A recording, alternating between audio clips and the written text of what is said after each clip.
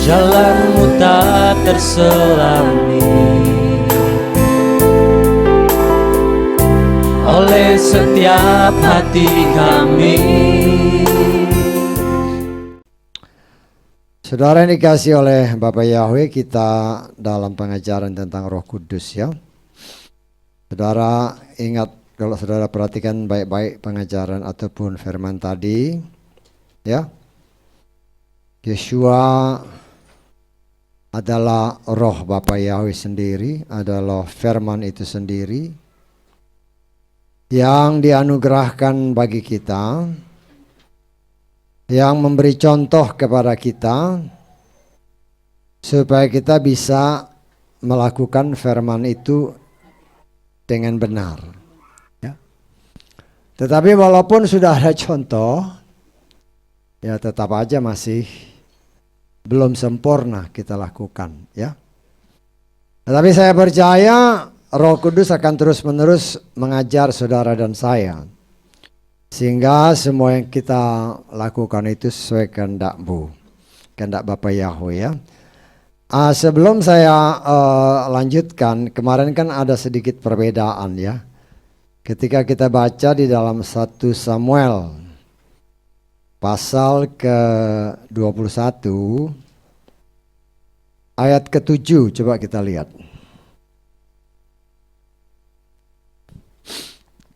1 Samuel 21 ayat 7.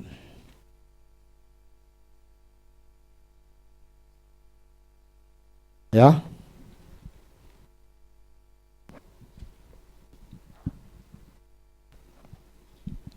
Saya coba bandingkan dengan beberapa kitab suci yang dalam bahasa Inggris ya. Saya lupa lihat yang dari Hebraic root ya. Tapi kalau saya perhatikan dari King James maupun dari NIV, sebenarnya yang agak benar itu yang terjemahan ini ya. Yang terjemahan ini ya. Bisa ada bahasa Inggrisnya enggak ini ya? Karena di situ kan ini ya. Now a certain man of the servants of Saul was there that day. Detained itu tahan ya, ditahan ya. Detained before the Lord. Di sini kita harus melihat, karena kalau dalam terjemahan Lugas kan detained itu diterjemahkannya sedang ditugasi memberikan persembahan ya. Detained di sini ya. Kalau saya mau terjemahkan secara bebas ya. Si doek nih, ya nggak tahu bagaimana cara melafalkannya kan, doek tulisnya doek ya. Si pelayan Saul ini kebetulan dia memang dipercaya Tuhan untuk membawa sesuatu untuk persembahan ya. Saat itu mungkin dia sedang tertahan ya, tertahan kalau dalam terjemahan ILT, coba ILT ada. ILT ya, detain itu tertahan di sini ya.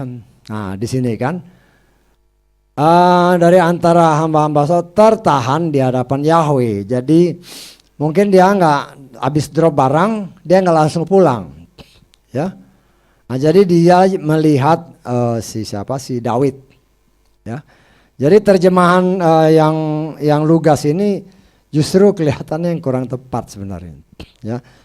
Kalau dalam terjemahan Lugas dikatakan ayat ini ya, pada hari itu kebetulan di sana ada seorang hamba Saul sedang ditugasi memberi persembahan.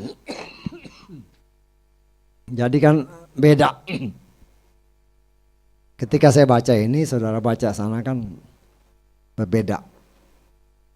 Secara Lugas ya, saudara perhatikan ya, lihat. Saudara lihat di sana, saya baca yang Lugas. Pada hari itu kebetulan di sana ada seorang hamba Saul sedang ditugasi memberi persembahan kepada Yahweh. Beda kan? Nah, di sini memang kalau di dalam terjemahan bahasa Inggris dan saya belum lihat yang langsung dari Hebraic root ya. itu detain itu tertahan atau apa namanya, dalam terjemahan ininya mungkin habis dia drop barang dia belum langsung pulang, bisa ditangkap maksudnya. Jadi dia ada di situ, ya, dia yang melihat si Daud, ya. Daud ketika setelah diberitahu oleh Yonatan supaya dia pergi aja, ya. Karena ternyata bapaknya si Saul ini memang punya niatan untuk membunuh si Daud, ya. Sehingga dari ayat-ayat di dalam 1 Samuel 20 bahkan si Yonatan pun mau dibunuh sama bapaknya, ya. Sehingga ya Yonatan mengambil kesimpulan bahwa memang si Saul bapaknya ini punya niatan memang untuk membunuh si Daud. Jadi dia suruh pergi, ya. Dan ketika dia pergi, kita lihat, ya, dia yang nggak sempat bawa apa-apa, ya. Dia perlu makan dan dia juga nggak punya senjata, dia perlu senjata, ya. Sehingga ya dia tujuannya dia lari ke mana, ke Nob, ya, dikatakan dalam 1 Samuel 21. Kemudian Daud tiba di Nob, tempat Imam Ahimelek, ya. Nah di sana dikatakan dalam ayat 21 di 1 Samuel 21 ini, Ahimelek ketika bertemu Daud, ya, dia menjadi gemetar, ketakutan. Jadi kita nggak tahu ketakutan dia kenapa, ya. Ketakutan mungkin dia sebenarnya dia udah dengar si Daud ini sedang jadi buronan, kan? Mungkin, ya, tapi kan di sini nggak disebut, ya. Ya, cuman ya kita menafsirkan begitu, ya. Kan dia begitu lihat si Daud, kok dia jadi gemetar, ketakutan, ya. Dan di sini kita melihat ada hal-hal yang tidak disembunyikan oleh Tuhan, ya. Daud pun walaupun dia seorang pelayan yang diurapi, dia juga punya rasa takut. Dia juga manusia biasa, ya. Sehingga dari bacaan di dalam 1 Samuel 21 ini, ya, dia juga bohong, ya. Dia berbohong, dia katakan kepada kepada si Ahimelek, imam yang bertugas di sana, yang bertanya, mengapa engkau seorang diri saja dan tidak ada orang lain yang menyertaimu? Perhatikan kata-kata, berarti dia kan sendiri, kan? Berarti dia sendiri. Kemudian Daud berkata kepada si Ahimelek, raja menugaskanku suatu tugas rahasia. Nah, dia bohong di sini, ya. Dia bohong, ya. Saudara ingat, ya, dalam ketakutan kita harus juga menyadari hal-hal seperti ini bisa terjadi, ya. Tetapi ya nanti ada saya pernah katakan kepada saudara, dosa kecil, dosa besar ya tetap dosa. Apalagi orang yang sudah diurapi Tuhan, ya, tetap dosa ya dosa, ya. Jadi di sini kita melihat Daud bukan saja berbohong, mengatakan bahwa ada tugas rahasia yang diberikan oleh bapaknya, ya. Tapi kemudian dia juga minta kepada si imam ini, Ahimelek ini, ya, berikanlah kepadaku 5 ketul roti atau makanan apapun yang ada, ya. Makanan apa, berarti kan dia lapar, kan?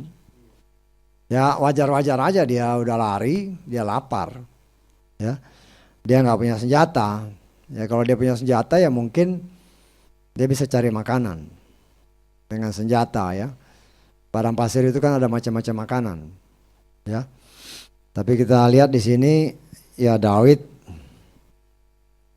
sebagai manusia, Tuhan mau memperlihatkan kepada saudara dan saya, walaupun orang itu diurapi Tuhan, ada saat-saat dia down sekali, ya, apalagi kebutuhan jasmaninya terutama perutnya ini yang sangat udah sangat lapar, ya akhirnya dia bisa bohong. Dia bisa berbohong. Dia bilang dia adalah utusan tugas, ada tugas khusus, ya. Kemudian dia juga minta roti. Sedangkan dikatakan oleh imam di sini bahwa ya, aku tidak mempunyai roti biasa, yang ada hanyalah roti kudus. Tetapi itu hanya boleh dimakan jika orang-orangmu telah menjaga diri mereka terhadap wanita. Ya, nah, saudara mengerti lah maksudnya, seorang yang makan roti itu harus tahir, ya. Tahir dalam arti kata dia tidak berhubungan dengan perempuan, ya. Dan di sana dikatakan oleh Daud, ya, sesungguhnya mereka telah dijauhkan dari wanita sejak 3 hari. Ya, padahal kan dia datang sendiri. Betul nggak? Dia datang sendiri karena dia butuh makanan. Ya, apa aja jadi. Walaupun roti itu sebenarnya roti kudus. Roti kudus ini roti yang hanya boleh dimakan oleh imam sebenarnya. Ya. Jadi roti yang 12 roti itu yang ada di meja roti itu setiap hari Sabat diganti, ya. Setiap hari Sabat diganti. Kita lihat di dalam Imamat pasal 24 coba. Mulai ayat 5. Engkau harus mengambil tepung halus dan dengannya engkau harus membakar 12 roti bundar. 1 roti bundar haruslah 2/10 bagian. Engkau harus menatanya menjadi 2 deret, ya, 6 buah setiap deret, ya, seperti yang dikatakan di sana.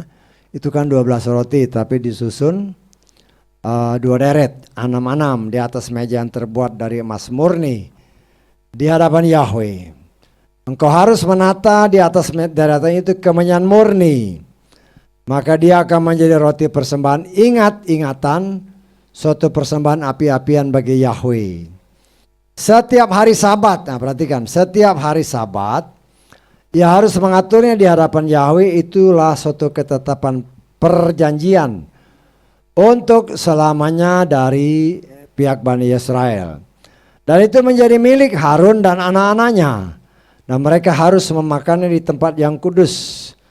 Sebab itulah persembahan maha kudus baginya, yaitu dari persembahan api-apian Yahweh, suatu ketetapan untuk selamanya. Jadi setiap hari Sabat, ya, roti ini diganti. Jadi roti yang diganti ini itu jadi makanan para imam, ya. Jadi dia makan roti dan juga korban persembahan, entah domba, entah sapi, apa yang dipersembahkan, ya. Karena kan bangsa Yesrael ini kan terdiri dari 12 suku. Hanya suku Lewi ini tidak punya tempat, tidak punya tanah warisan. Jadi suku Lewi ini ada di semua suku. Ya, ada di semua suku sebagai imam-imam. Ya, karena itu saya katakan kan seringkali dikatakan seperti Samuel, seperti Elia. Ya, itu semua suku-suku Lewi, ya. Cuman ditempatkan di Tisbe, mungkin ditempatkan di mana. Kalau dia mempersembahkan korban, dia pasti orang Lewi. Pasti orang Lewi, ya. Tapi kalau dia ada di sini, di tempat suku Manasye, di tempat suku Ruben, mereka memang ada di semua tempat ini, ya. Mereka tidak punya tanah warisan, ya. Mereka harus tinggal di semua suku-suku ini untuk jadi imam. Jadi jangan sampai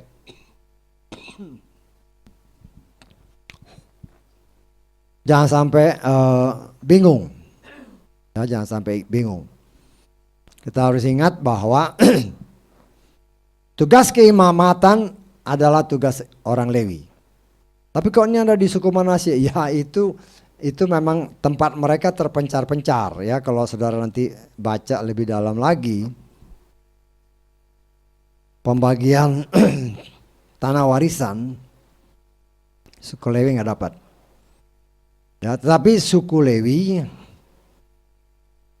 diberikan tempat di semua lokasi suku-suku ini. Untuk apa? Ya untuk jadi imam.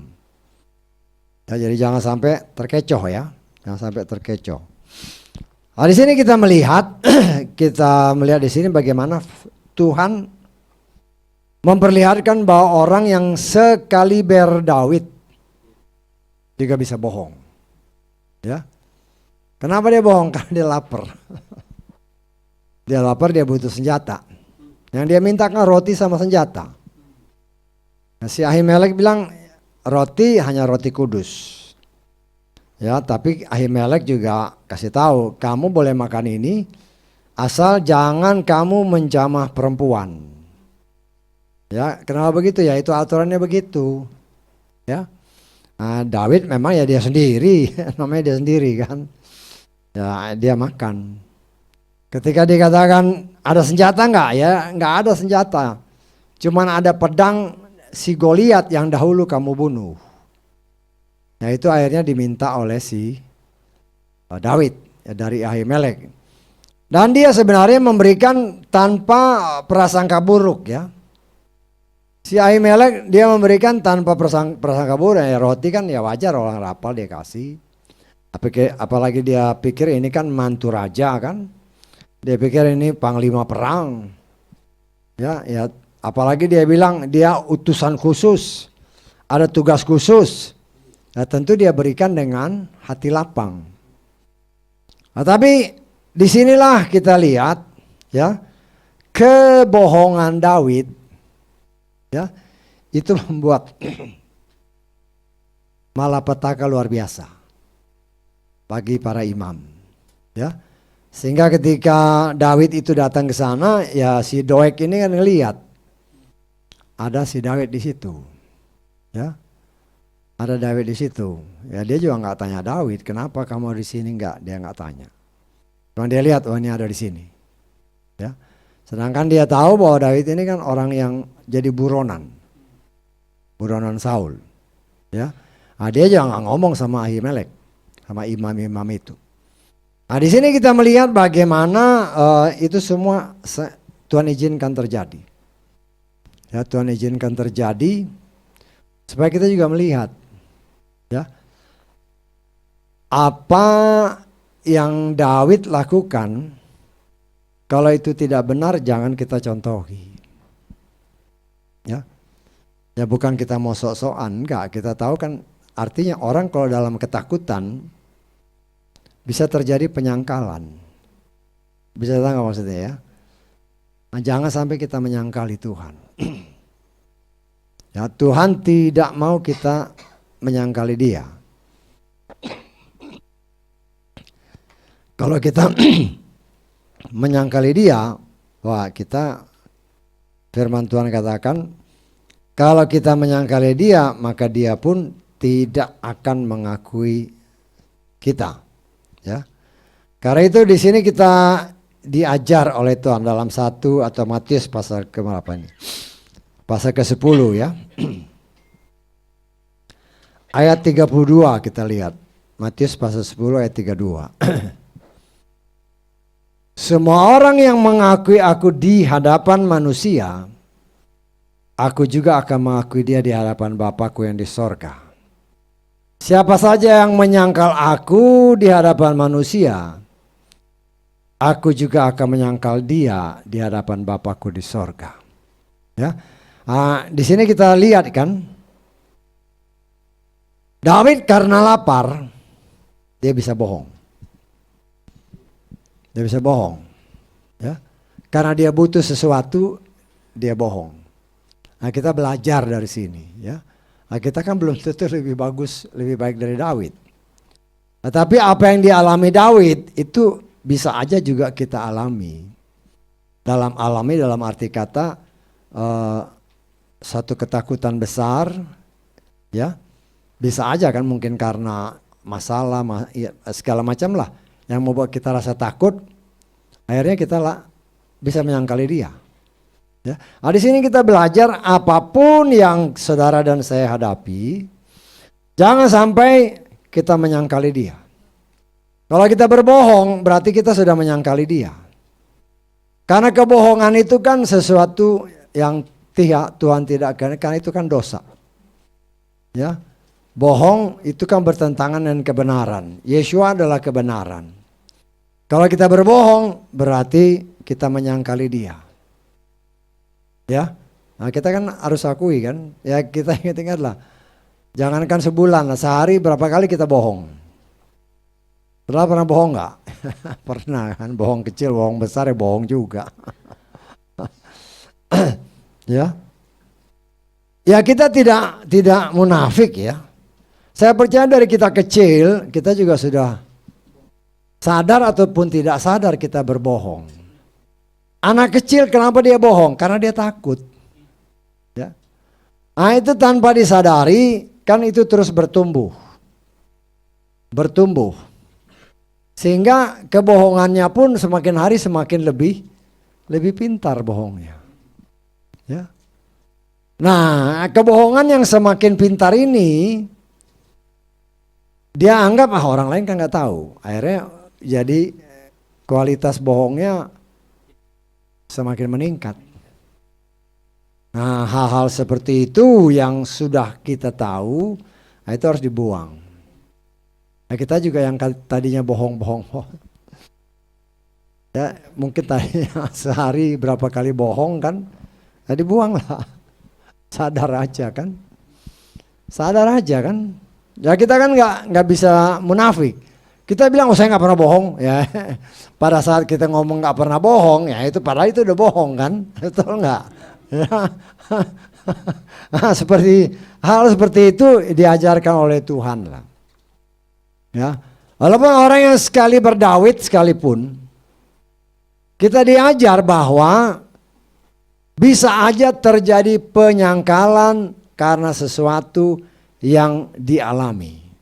Dalam hal ini yang dialami, dia dikejar-kejar. Dia mau dibunuh. Artinya dia juga takut mati. Dia kan takut mati. Ya, dia takut mati, dia kelaparan, akhirnya dia lakukan sesuatu yang kalau saudara baca kan dia nggak tanya Tuhan kan. Dia lupa itu. Nah, ini artinya apa? Orang yang diurapi pun kadang-kadang bisa lupa Tuhan. Yang diingat apa? Masalah keselamatannya sendiri. Padahal kalau dia dalam keadaan terjepit seperti itu, dia datang sama Tuhan. Tuhan gimana ini? Ya, aku dikejar-kejar sama mertuaku. Dia panglima perang loh. Itu mertuanya kan yang mau bunuh dia. Nah kalau dia merendahkan diri bawah kaki Tuhan, Tuhan kan punya jalan. Ya. Tetapi kita melihat itu tidak dilakukan oleh si Daud. Pelajaran apa yang kita petik? Pelajaran yang kita petik adalah dalam segala keadaan jangan lupa Tuhan. Karena kalau kita lupa Tuhan seperti apa yang dilakukan Daud, tanpa dia sengaja, dia sedang memberi perangkap kepada para imam. Kan karena kebohongannya, akhirnya kalau kita baca di dalam Samuel ini, itu kan semua imam itu dibunuh oleh si Saul. Luar biasa kan Saul ini. Betapa jahatnya si Saul ini. Ya, setelah dia mau bunuh Daud belum bisa, anak-anaknya dia mau bunuh, bahkan anaknya panglima perang juga si Yonatan dia mau bunuh. Akhirnya dia pada puncaknya dia membunuh semua imam dia bunuh. Luar biasa sekali. Jadi Tuhan mau kasih lihat orang kalau dia nggak bertobat, semakin hari kejahatannya semakin mencapai titik kesempurnaan sehingga hukuman jatuh.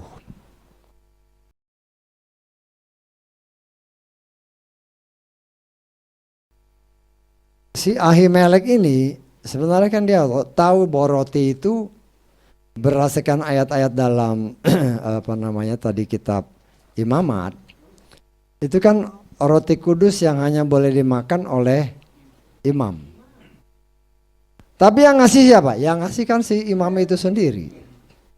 Dia kasih dengan syarat kamu dalam 3 hari ini tidak menyentuh perempuan. Artinya dia tahu, ya, dia berikan. Ya, saya tidak tahu persis ya, tapi itu bisa berakibat. Ya dia tahu kan ini anak mantu raja. Pertama dia anak mantu raja, dia panglima perang. Dan kata si Daud, dia diutus raja. Jadi memang ini satu paket kebohongan yang luar biasa. Ya. Dan di sini juga kita lihat Ahimelek harusnya kan tegas. Di sini kan dia juga harus tahu bahwa firman Tuhan katakan roti ini tidak bisa dimakan oleh sembarang orang. Karena itu kan aturannya dalam imamat tadi kan jelas kan. Ini adalah roti kudus untuk para imam. Daud itu bukan imam ya. Walaupun dia nabi. Walaupun dia nabi, dia bukan imam. Ya. Tetapi karena persyaratan yang dikatakan oleh si siapa? Oleh si Imam Ahimelek ini, asal kamu tidak menjamah perempuan, ya artinya dianggap tahir. Karena dianggap tahir, ya dia berani memberi.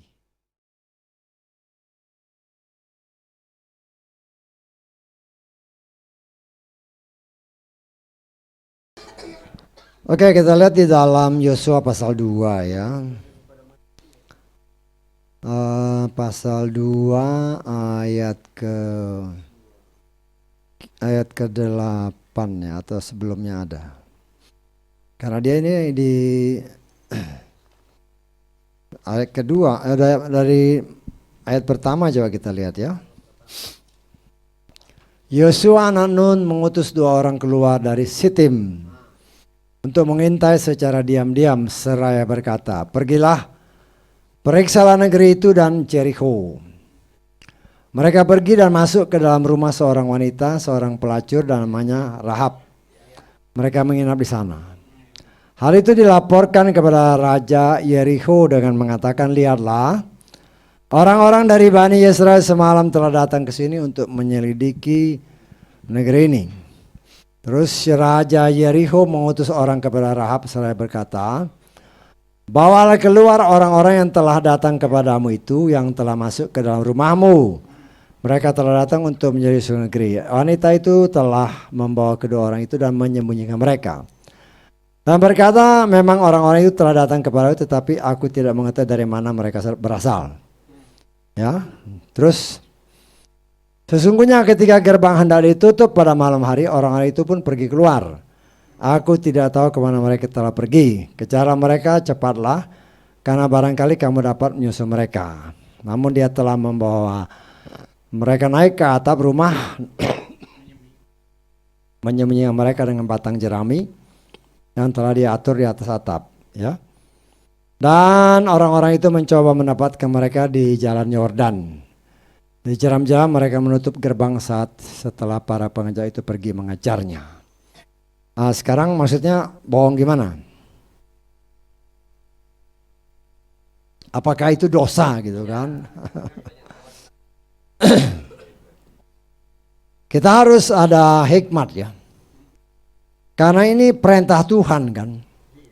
Perintah Tuhan kepada bangsa Israel melalui Yosua. Selidiki kota Jericho ini. Ya. Dan di sana Tuhan izinkan ketemu dengan Rahab. Ya. Ketemu dengan Rahab. Rahab itu seorang pelacur ya. Berdasarkan namanya Rahab ya. Rahab itu besar, bebas ya. Terus saya dikatakan, ya boleh dikatakan dia berbohong ya. Dia berbohong, terus apakah itu dosa gitu kan? Ya jelasnya gitu kan. Berdasarkan apa namanya deskripsinya, Dosa adalah pelanggaran terhadap firman. Ya, terhadap firman. Ya. Nah, di sini kita melihat, ya, kalau dibilang dosa, ya bohong, yang namanya bohong itu tetap dosa. Masalahnya mau kepada Bapa atau kepada manusia tetap bohong. Klasifikasinya bohong. Ya, tetap bohong. Kenapa? Terus kenapa? Ya Tuhan izinkan perempuan ini berbohong untuk membela utusan Tuhan. Utusan Bapa Yahweh. Tetapi kita harus ingat, dan ini satu proses ya. Si Rahab ini memang pelacur, memang orang berdosa. Tapi ingat, dari orang yang berdosa ini, Tuhan pakai dia juga menjadi saluran lahirnya Sang Mesias. Nah, saya nggak tahu apa gitu menjawab pertanyaan Pak Luki ya, karena kalau dibilang berdosa ya memang berdosa, namanya bohong ya dosa. Ya, tapi dia pelacur, ya bohong, ya maaf kata ya, kalau namanya pelacur bohong ya biasa aja. Iya kan, namanya pelacur kan, Tuhan izinkan. Tetapi di sini kita melihat, kita tidak mengatakan bahwa kebohongannya itu ya nggak apa-apa ya, tetap dosa. Tetapi ingat, namanya orang berdosa, kita kan nggak tahu perkembangan kelanjutan hidupnya. Berdasarkan sejarah ataupun kepercayaan Yahudi, ya, bahwa dia ini Rahab akhirnya kawin dengan salah satu dari pengintai itu, sehingga lahirlah keturunan-keturunan yang kalau saudara baca di dalam Injil, dia dipakai Tuhan untuk sebagai jalur di mana lahirnya Sang Juru Selamat ya. Kita lihat ya di dalam Matius berapa, 1 kalau nggak salah itu. Pasal 1 ayat ke-5. Ya. Salmon memperanakan Boas dari Rahab. Nah, ini Rahab ini. Nah, Boas ini kan leluhurnya si Daud. Ya. Leluhurnya Daud, ya. Dalam pandangan saya, Rahab ini sudah dibenarkan Tuhan dalam perjalanan hidupnya ya, karena dia kan nanti kawin dengan salah seorang, kepercayaan Yahudi ya, kawin dengan salah seorang pengintai ini. Kawin terus jadi jadi istrinya. Dia punya anak siapa itu, si Boas ya. Dan Salma memperanan Boas dari Rahab. Jadi Salmon ini yang punya istri si Rahab kan. Sama Rahab kan, kalau lihat sini, sama memperanakan Boas dari Rahab. Jadi salah satu pengintai itu pasti namanya Salmon ya. Jadi Salmon kawin sama Rahab, lahirlah Boas. Boas dapat kawin sama Rut, dapat Obed. Obed dapat Isai dapat Daud. Dan seterusnya. Jadi kalau menjawab pertanyaan Pak Luki, kalau bohong ya tetap dosa. Tetap dosa. Tetapi kita melihat di sini kan tidak ada dosa yang tidak bisa diampuni. Kecuali kalau dia menyangkal atau menghujat Roh Kudus. Ya. Puji Bapa Yahweh. Kita melihat di sini ya Daud pun berbohong. Kan Daud juga bohong. Ya, untuk membela dirinya, ya itulah yang saya katakan, ya. Orang yang diurapi Tuhan pun kalau dia dalam keadaan terjepit, dia bisa bohong. Tetapi apa yang Tuhan ajarkan kepada kita dalam kitab Matius tadi, karena bohong itu adalah bentuk penyangkalan terhadap Tuhan. Karena kan bohong itu adalah dosa. Dosa itu adalah melanggar firman. Firman itu siapa? Firman itu kan Tuhan. Nah karena itu kalau kita dalam suatu keadaan apapun, jangan menyangkal, lebih baik diam. Diam dalam arti kata tunduk kepada Tuhan. Tuhan, saya dalam keadaan terjepit. Tolong beri saya jalan. Nah ketika saudara dan saya dalam keadaan terjepit, menyerahkan kepada Tuhan, Tuhan yang buka jalan.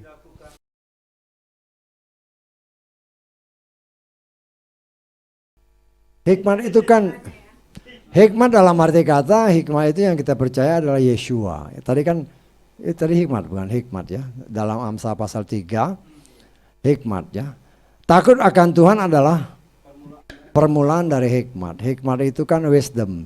Wisdom itu kalau kita bilang juga ya hikmat ya kepandaian juga. Ya.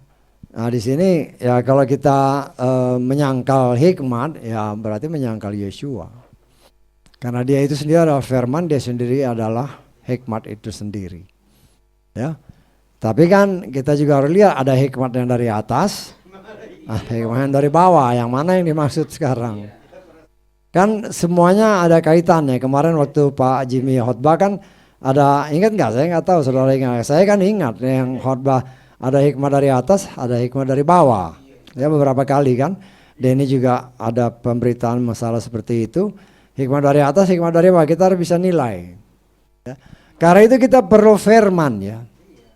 Kita perlu firman supaya kita juga dicegah oleh Roh Kudus. Jangan sampai kita jatuh dalam perangkap dosa. Ya.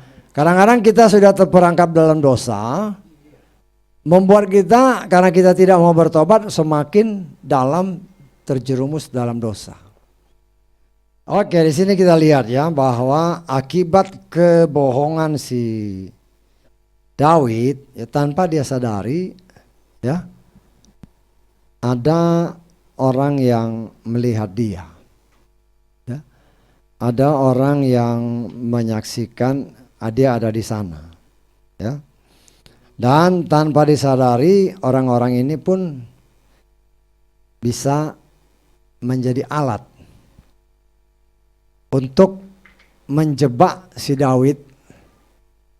Ya, sehingga dikatakan oleh si pengkhotbah kalau kita kumpul-kumpul hati-hati kalau ngomong. Ya, hati-hati kalau ngomong karena tembak-tembak ini juga ada kupingnya. Ya. Di dalam pengkhotbah pasal ke 10 kita baca ayat ke-20.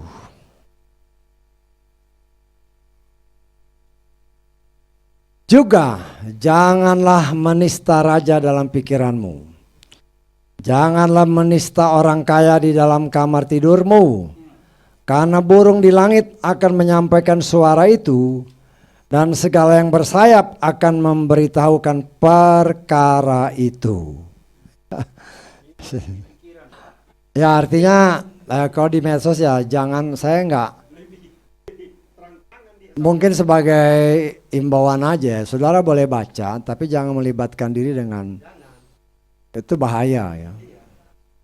Karena itu bisa aja kita terpancing. Ya baca, kita lihat kelakuan orang. Namanya apalagi orang berpolitik. Pagi dia bilang A, sebentar malam dia bilang B. Dan dia bisa putar lidah. Itulah yang namanya politikus. Ya politikus itu kan ya repot ya. Buat dia bohong itu sesuatu hal yang ya itulah politik, dia bilang begitu. Pagi bilang bubur atau pagi bilang nasi, malam udah bubur. Jadi udah berubah. Karena salah satu teknik intelijen yang saya tangkap ya, sesuatu kebohongan kalau berulang-ulang dinyatakan itu akan menjadi suatu kebenaran, padahal itu bohong. Ya, seorang ahli intelijen mengatakan 9 kali itu terus dinyatakan kebohongan, akhirnya orang lain menganggap itu kebenaran. Padahal itu tetap bohong. Ya. Nah, di sini kita melihat ya, kita belajar dari firman Tuhan. Ya. Nah, si Daud ini ya, ya dia dengan segala kebohongannya akhirnya terus berlanjut dengan kebohongan demi kebohongan. Ya. Kebohongan demi kebohongan yang semakin hari semakin meningkat. Ya, dia udah dapat lari, udah dapat pedang, dapat senjata, dapat bekal kan. Nah, dia lari. Dia bingung mau lari kemana. Dan dalam pikiran dia, Ya, disinilah kita melihat salah satu pembentukan. Ingat ya, Tuhan kan melihat ini orang diurapi. Tuhan tetap monitor. Ya, Tuhan pun sedang mengajar Daud. Ya, di sini dia tidak mengandalkan Bapa Yahweh. Ya, dia lari kemana-mana, tidak disebutkan di dalam pasal ini dia mengandalkan Bapa Yahweh, enggak. Ya, sampai di ayat-ayat berikutnya dia akhirnya lari ke mana, ke Raja Gad ya. Nah di situ dia pura-pura gila. Ya. Saudara ya, karena bohong akhirnya kebingungan dia. Dia ada di suatu kerajaan musuhnya bangsa Israel. Ya, dia dibawa ke raja, dia beragak gila. Ya. Tapi itulah salah satu yang kita lihat. Apapun situasi kondisinya, manusia boleh mungkin ketakutan, karena ketakutkan si Daud jadi lupa Tuhan. Tapi Tuhan tidak lupa dia. Tuhan tetap tidak melupakan Daud. Karena biar bagaimanapun Daud tidak ada kata penyangkalan tentang Tuhan, walaupun dia bohong ya. Dia bohong. Tapi ya Tuhan izinkan terjadi. Tapi ini juga satu pelajaran ya, bahwa Tuhan tetap mengasihi orang yang mungkin dalam keadaan putus asa, dia lupa Tuhan. Tapi jangan sampai kita terus ikut-ikutan, kan Daud begitu, saya juga kalau putus asa lupa sama Tuhan nggak apa-apa. Jangan kayak gitu. Ya, ini pelajaran bagi kita bahwa orang yang diurapi dengan Roh Kudus pun ada kemungkinan dia bisa lupa Tuhan karena dalam keadaan terjepit. Jadi segala macam akal cara dia pakai untuk membela dirinya. Padahal kita harus ingat, dalam segala hal sebagai orang pilihan Tuhan, kalau kita dalam keadaan terjepit sekalipun, rendahkan diri di bawah kaki Tuhan. Menangislah di bawah kaki Tuhan. Tuhan sanggup membela kita.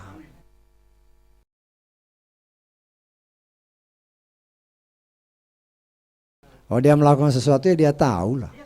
Kecuali kalau nggak normal ya. Kalau orang yang sakit jiwa ya memang namanya jiwanya sakit. Cuman kalau dia melakukan sesuatu karena dia dibungkus dengan roh kejahatan. Orang melakukan pembunuhan kadang-kadang karena sudah dikuasai oleh roh itu. Pada saat itu dia lupa. Nah, kita kan jangan sampai ke arah sana. Jangan sampai kita ke arah sana. Karena itu dikatakan oleh firman Tuhan, kuasailah dirimu dan jadilah tenang. Supaya kamu bisa berdoa, berserah kepada Tuhan. Nah itu kan apa yang dikatakan Paulus itu kan sebenarnya gambaran dari apa yang terjadi sebelumnya. Termasuk yang terjadi pada Daud ini. Ya, apapun yang saudara dan saya hadapi, tenangkan dirimu. Tenang supaya apa? Supaya bisa berdoa.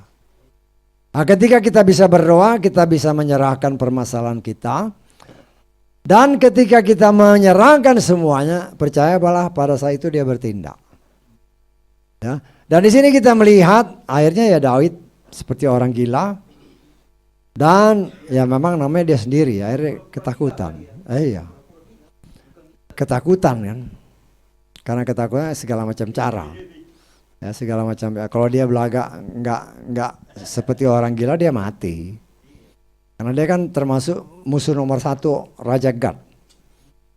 Tapi kita melihat ya itulah ya cara yang dia pakai dan Tuhan izinkan terjadi, ya dia selamat. Tetapi di sini kita melihat pembelaan Tuhan mulai tampak di dalam 1 Samuel 22 kita lihat. Ya. Misalnya kita lihat dalam ayat 1 kita baca ya. Daud meninggalkan tempat itu dan melarikan diri ke Gua Adulam. Saudara-saudara yang mendengar serta seluruh kaum keluarga ayahnya, lalu mereka pergi menjumpai dia di sana. Perhatikan ayat kedua ya. Perhatikan ayat kedua. Setiap orang yang susah, orang yang punya utang, orang yang pahit hati berkumpul kepadanya. Jadi dia jadi pemimpin orang yang brengsek. Ya. Kan dikatakan dia menjadi pemimpin atas mereka. Kira-kira 400 orang. Orang-orang yang sakit hati. Orang-orang yang itu Tuhan izinkan. Ya. Ya, di satu sisi kita melihat bahwa ini Tuhan izinkan terjadi supaya dia juga punya teman. Dan ini pun sedang dia dilatih Tuhan untuk memimpin orang-orang yang brengsek-brengsek ini. Orang-orang kan jelaskan orang yang sakit hati, orang yang susah, ya, makanya orang-orang yang nggak beres. Ya, berkumpul termasuk saudara-saudara yang berkumpul. Nah, di sini kita melihat cara Tuhan, ya. Sehingga dia tidak lagi merasa sendiri. Dan dia juga merasa berbeban. Bagaimana untuk menghidupi orang-orang yang 400 orang loh, bukan 1, 2, 400 orang. Ya. Tetapi kita melihat di sini dia juga tidak mau melibatkan orang tuanya. Kan orang-orang tuanya yang dia utamakan, ya. Lalu Daud mengantar kedua orang, dia bawa kemana? Ke Raja Moab, ya.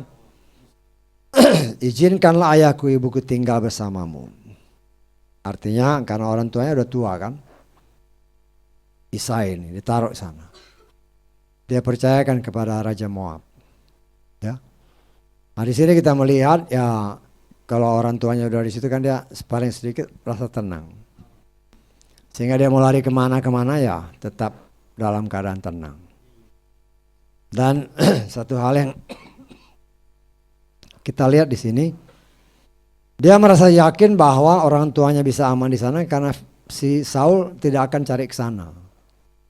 Orang tuanya ini. Kalau si Saul tahu dia ada di daerah dia, pasti dibunuh.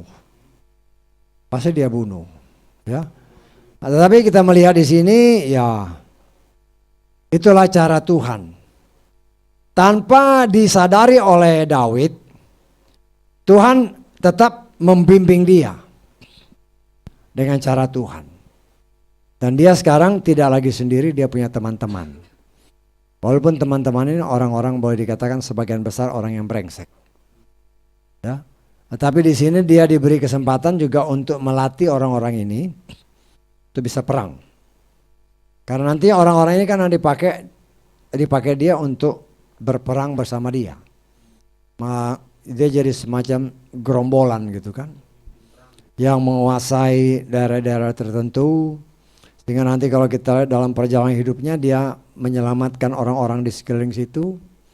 Sehingga dengan harapan orang-orang yang diselamatkan atau yang dijagai juga memberikan upeti untuk kehidupan mereka. Itulah cara Tuhan untuk membela orang pilihannya, walaupun kalau kita lihat kok gitu caranya. Ya, Tuhan kan punya berbagai macam cara untuk menolong. Walaupun mungkin kita lihat, oh kok ini orang-orang jahat semua. Ya itu kan pikiran kita. Ya walaupun orang-orang itu kelihatannya jahat kan dalam pandangan kita, tetapi belum tentu jahat dalam pandangan Tuhan. Ya, seperti umpamanya kalau kita lihat, saudara mungkin pernah dengar cerita tentang Robin Hood kan. Robin Hood itu dalam pandangan raja-raja Inggris itu jahat.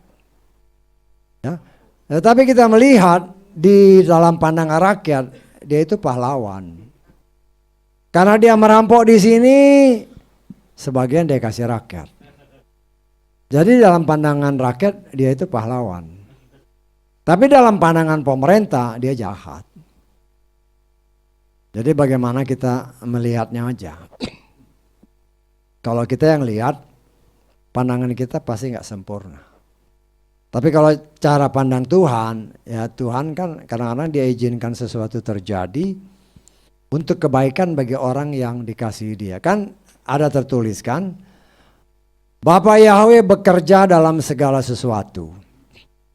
Untuk apa? Untuk mendatangkan kebaikan bagi orang yang mengasihi dia. Daud ini kan orang yang mengasihi dia. Jadi dengan cara Tuhan, mungkin dalam pandangan kok jahat sih.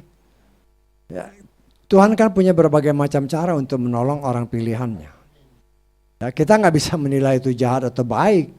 Yang menilai itu kan Tuhan. Kita bilang itu jahat, belum tentu pandangan Tuhan itu jahat. Ya. Kita bilang jahat kan karena nggak sesuai pandangan kita. Tidak sesuai pandangan kita, belum tentu pandangan Tuhan itu sesuai dengan apa yang kita lihat. Tapi apa yang dituliskan ya kita belajar. Kita lebih dalam ini kenapa sih begini. Ya. Nah ini cuma ingat ya, Daud itu dulu masih muda ya. Waktu dia waktu dia melawan si Goliat, saya percaya umurnya di bawah 20 tahun. Ya, kenapa kamu bilang 20? Ada alasannya, ada alasannya. Karena firman Tuhan jelas katakan dalam Bilangan pasal 1, orang yang dihitung, orang-orang laki-laki yang dihitung adalah umur 20 tahun ke atas yang siap perang. Nah, si Daud kan belum termasuk tentara. Jadi dia belum 20 tahun. Sehingga dia waktu melawan Goliat, dia masih di bawah 20 tahun. Tidak disebut berapa tahun. Tetapi dia mampu mengalahkan Goliat, sehingga akhirnya dia diangkat menjadi tentara dan akhirnya jadi panglima. Setelah cukup matang, akhirnya dia dikawinkan. Itu kan perjalanan. Ya. Nah, dalam ini kan sedang dalam proses pembentukan Tuhan. Untuk dia jadi pengganti Saul. Nah, prosesnya kan sedang bekerja. Nah, Tuhan punya cara untuk membentuk seseorang. Termasuk Tuhan punya cara juga membentuk saudara dan saya saat ini. Ingat kan kita mengimani tinggal kurang dari setengah jamnya Tuhan. Ya, nah, kita diproses. Cuma kadang-kadang kita nggak sadar kita diproses. Diproses, ini orang kalau saya kasih begini setia nggak? Ya, ada yang dikasih 5 dia setia, dikasih 2 dia setia, dikasih 1 ya artinya pandangannya macam-macam kan. Kalau dalam pandangan manusia ya memang dia dalam hal ini bukan setia tidak setia, dia malas. Ya, kalau dibilang setia dia pendem uang itu kan utuh. Tapi dia malas, dia tidak mengembangkan talenta yang Tuhan berikan. Nah, kita tidak bisa menjudge mereka orang ini, dia nggak setia. Siapa bilang nggak setia? Uangnya tetap utuh kok. Hanya dia tidak menjalankan sebagaimana apa yang Tuhan perintahkan. Artinya, saudara dan saya juga punya talenta kan. Nih, diberikan iman. Nah, ketika disuruh melayani, suruh berdoa, mulai dulu kan kalau kita disuruh doa kan akhirnya lempar-lemparan, oh dia aja lah. Itu kan bagian yang apa Tuhan izinkan terjadi dalam hidup saudara dan saya. Ini proses ya. Apa yang saya ajarkan, ini sebenarnya bagian persiapan kita melihat bagaimana orang yang diurapi Tuhan. Kalau dia tidak jaga-jaga bisa jatuh. Ya, Tuhan kasih lihat orang sekali berdawit pun masih bisa berbohong. Tapi jangan tinggal dalam kebohongan. Engkau tetap tinggal dalam kebohongan, engkau jadi ahli bohong. Jangan harap diangkat. Kadang-kadang kan orang kan bohong, ini berhasil nih bohong begini. Ada dia tinggalkan lagi keahliannya, jadi super bohong. Dia pikir anak kan Tuhan masih lama ya. Kalau tiba-tiba ada kecelakaan, ya sudah repot. Ya, ada orang-orang yang seperti itu kan. Ada orang yang tadinya pintar luar biasa. Ya. Terus akhirnya mulai karena sudah hebat, merasa kaya, mulai lupa Tuhan, disentil dikit sama Tuhan. Tek. Ya, sekarang udah mulai lupa-lupa. Siapa ya? Siapa ya? Nggak ada. Padahal tadinya luar biasa. Ya, artinya begini ya. Apa yang Tuhan berikan saat ini kita mengucap syukur. Jangan lupa bahwa semua itu karena Tuhan, karena Bapa Yahweh. Nah, kalau lupa sama Bapa Yahweh, nanti itu Bapa yang lupa sama kita ya repot. Ya, karena itu ya mari kita terus maju. Apa yang kita terima di sini artinya saudara dan saya mungkin pernah melakukan seperti apa yang dikatakan firman Tuhan. Ya, kalau kita pernah bohong ya memang pasti pernah bohong lah, saya juga pernah bohong. Cuman kan jangan sampai terus-terusan bohong. Terusan-terusan bohong ya repot. Ya. Kita bohong cepat. Ya mungkin masih ingat-ingat bohong-bohong. Mungkin tadi pagi bohong-bohong ya berdoa minta ampun. Ya, minta ampun ya. Minta ampun ya supaya kita dibereskan sama Tuhan. Haleluya, saya pikir cukup ya. Kita bangkit berdiri.